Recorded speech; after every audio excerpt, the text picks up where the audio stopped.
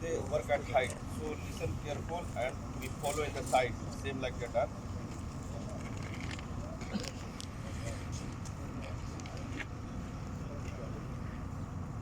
Unsafe condition.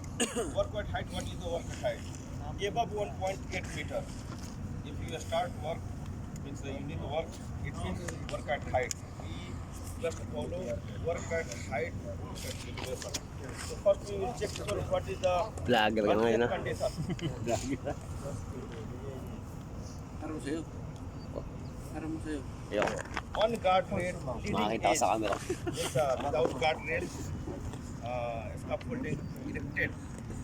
Okay. Second, open holes. Maybe scaffolding ready have inside something open have. That one also unsafe.